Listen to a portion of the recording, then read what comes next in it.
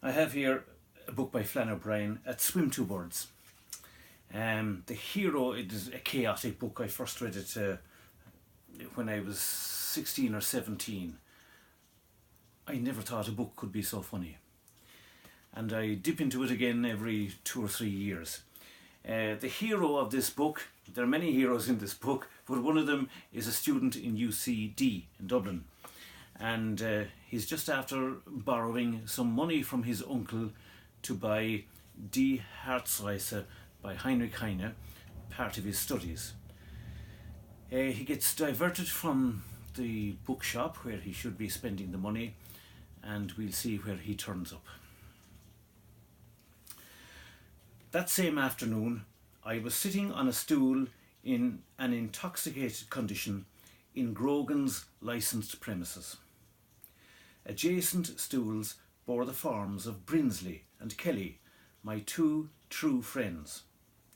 The three of us were occupied in putting glasses of stout into the interior of our bodies and expressing by fine disputation the resulting sense of physical and mental well-being.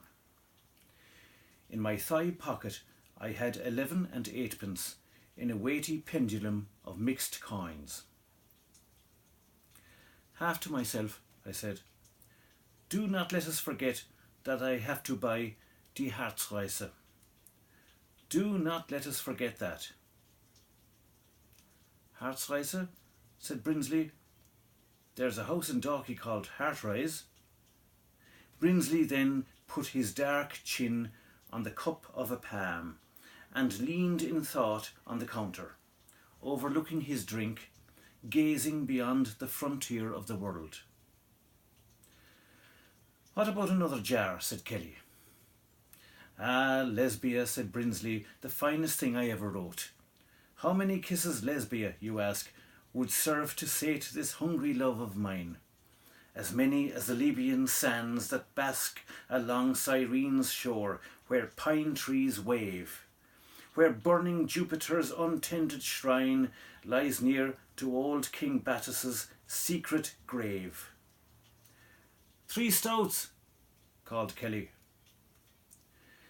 "Let them be endless as the stars at night that stare upon the lovers in a ditch.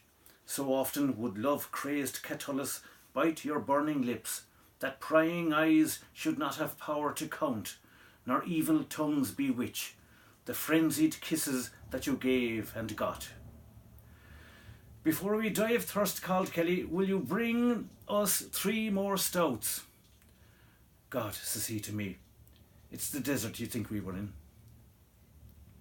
"That's good stuff, you know," I said to Brinsley. A picture came before my mind of the lovers at their hedge pleasure in the pale starlight. No sound from them, his fierce mouth burying into hers. "Bloody good stuff," I said. Kelly, invisible to my left, made a slapping noise. "The best I ever drank," he said. As I exchanged an iMessage with Brinsley, a wheezing beggar inserted his person at my side and said, "Buy a scapular or a stud, sir." This interruption I did not understand. Afterwards, near Lad Lane police station, a small man in black fell in with us, and tapping me often about the chest, spoke to me earnestly on the subject of Rousseau, a member of the French nation. He was pale, his pale features striking in the starlight, and voice rising and falling in the lilt of his argumentum. I did not understand his talk and was personally unacquainted with him, but Kelly was taking in all he said, for he stood nearby him, his taller head inclined in an attitude of close attention. Kelly then opened his mouth and made a low noise, and covered the small man from shoulder to knee with a coating of unpleasant buff-coloured puke.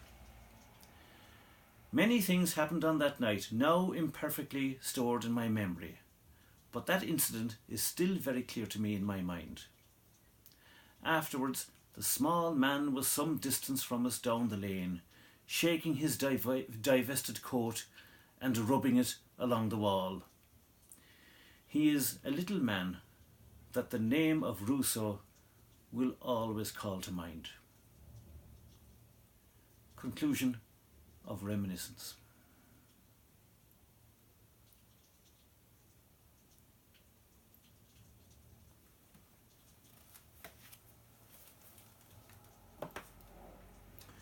And, well, being Flann O'Brien, and well, he was a Tyrone man, we know that, but he spent the greater part of his life in Dublin. And here's not a stout like the boys were drinking in the bar. It's Guinness Golden Ale at 4.5%. A lovely drink.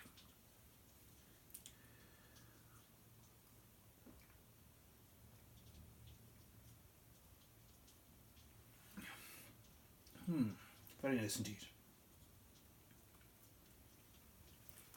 Thanks for joining me, and tune in again.